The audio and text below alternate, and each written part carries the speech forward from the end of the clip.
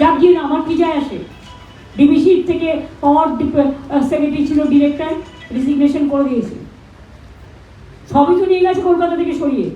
বাকি কি আছে? কলকাতায় একটা বিল্ডিং পড়ে থাকবে আর কলকাতার কথা শুনবে না, আর বাংলায় জল ছাড়বে, লোক মারবে।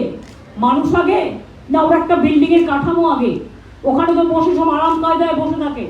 জল ছাড়ে তো জল শক্তি মন্ত্র। আমার চিফ ইঞ্জিনিয়ার ছিল, পদত্যাগ করেছে ওখান থেকে। আমার পাওয়ার সেক্রেটারি ছিল শান্তনু বোস, পদত্যাগ করেছে।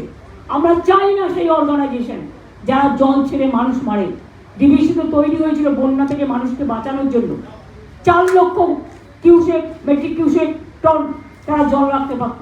আর আজকে 20 কোথায় নেমে এসছে? রাস্তার সমান নেমে এসছে। 20 বছর ধরে ড্রেজিং করে না, ডিসিলটেশন করে না, ফলাক্কায় করে না, মানুষ জলে ডুবিয়ে মারে। আমি তো বাংলাটাকে পাহাড় বানাতে পারবো না। দার্জিলিং এর একটা পাহাড় আছে, সেটাও তো ভুটানের জলে ডোবে, সেটাও তো নেপালের জলে ডোবে। জিওগ্রাফি তো আমি তৈরি করিনি, ইতিহাসও আমি তৈরি করিনি। আকাশও আমার হাতে নেই, বাতাসও আমার হাতে নেই, কিন্তু কেন্দ্রীয় সরকারের হাতে ডিবিসি আছে। তা থাকা সত্ত্বেও আমরা ওদের বারবার বলি, যখন তোমাদের 80% ভরে যাবে 10,000 করে করে ছাড়ো, যাতে মাটি সহ্য করতে পারে। একসাথে তুমি 5 লাখ ছাড়বে, কি করে মাটি সহ্য করবে? তুমি তো জল এসছে 3 তলা সমান, 3 তলা সমান জল এসছে এবারে। Can you imagine?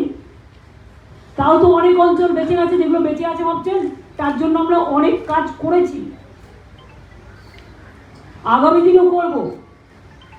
কিন্তু যতক্ষণ ডিবিসি, আমি শুনেছি ওটা এখন কর্পোরেট হয়ে গেছে, শুধু পাওয়ার বিক্রি করে, এবং কিছুদিনের মধ্যেই খদ্দের ঠিক আছে বিক্রিও করে দেবে।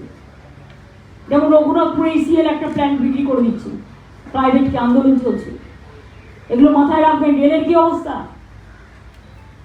আজও তো ডিরেল, এভরিডে ডিরেল, ডিরেলের ওয়ার্ল্ড রেকর্ড করেছে। এখন তো কেউ কিছু বলেন না আপনারা। আমি যখন চালাতাম সুন্দরভাবে, বাংলাকে 2 লক্ষ কোটি টাকার প্রজেক্ট দিয়েছিলাম, তখন একটা আশড়া বেরোলে এবিপি আনন্দে বড় বড় বেরোতো সারাদিন। আর রাজ্যে রোজ ডিরেল হচ্ছে, মানুষের safety security is in danger, ট্রেনে চড়তে ভয় লাগে। কোথায় রেল মন্ত্রী? কোথায় জলশক্তি মন্ত্রী? কোথায় এরা? শুধু ভোট চাইতে আসলেই হবে? বিপদে মানুষের পাশে থাকতে হবে, এটা মাথায় রাখবেন। অনেক অনেক ধন্যবাদ।